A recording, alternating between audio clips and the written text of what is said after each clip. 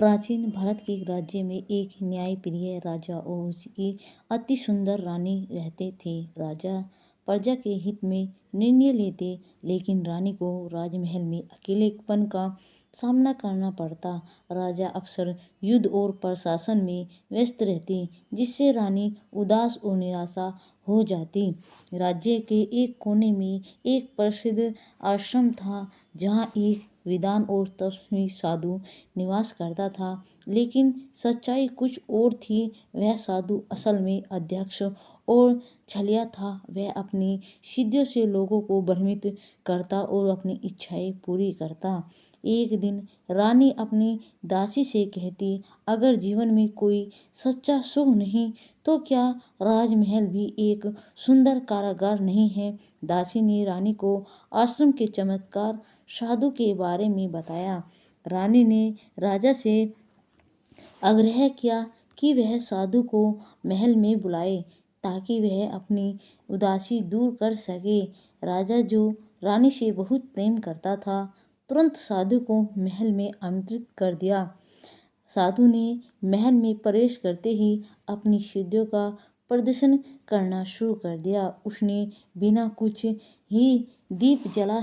किए ही दीप जला दिए, हवा को शांत कर दिया। रानी को हथेली देखकर उसका अतीत बता दिया। रानी इस माया जाल में बुरी तरह फंस गई। मतलब साधु पर पूरी तरह से विश्वास कर लिया कि यह एक सच्चा साधु है। राजा भी साधु की सिद्धियों से प्रभावित हुआ और उसे अपना राजगुरु बना लिया। जब साधु ने महल में अपना प्रभाव बढ़ा लिया और वह गुप्त रूप से महल की संपत्तियों को अपने पास लेता और धीरे धीरे अपने अध्यक्ष भरे रंग ढंग से दिखाने लगा, उसने महल की अन्य स्त्रियों को भी अपने वश में करना शुरू कर दिया। अब उसकी सबसे बड़ी इच्छा थी रानी को अपने वश में करना। उसने खास औषधि तैयार की, जिससे जो कोई भी उसे पी लेता, वह पूरी तरह उसकी बात मानने लगता। एक रात साधु ने रानी को भिक्षा में एक विशेष प्रसाद देने की कोशिश की, लेकिन ऐन वक्त पर एक बुजुर्ग दासी ने यह देख लिया। वह जानती थी कि साधु पर पूरी तरह विश्वास नहीं किया जा सकता। उसने तुरंत राजा को सूचना दी। राजा ने एक योजना बनाई। उसने अगले दिन साधु को विशेष कक्ष में बुलाया, जहाँ पर वो किसी और को नहीं, सिर्फ साधु को बुलाया।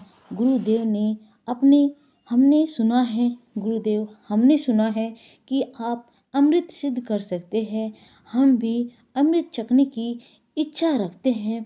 साधु यह सुनकर डर गया, लेकिन अपनी छवि बनाए रखने के लिए उसने सहमति दे दी। राजा ने उसी दासी से वही प्रसाद साधु को देने को कहा, जो उसने रानी को देने की योजना बनाई थी, जो उसने रानी को दिया था। जैसे ही साधु ने प्रसाद चखा, उसकी सच्चाई सामने आ गई। उसने अपने सारे अपराध खुद ही स्वीकार कर लिए। राजा ने उसे गिरफ्तार करवा दिया और राज्य से निष्कासित कर दिया। बाद में यह भी पता चला कि वह पहले भी कई राज्यों में धोखाधड़ी कर चुका था। रानी ने राजा से क्षमा मांगी और कहा, मैंने बाहरी दिखावे में आकर तुम्हारे प्रेम और सच्चाई को अनदेखा कर दिया। अब मैं समझ गई हूँ कि असली सुख बाहर नहीं, बल्कि अपने सच्चे रिश्तों में होता है।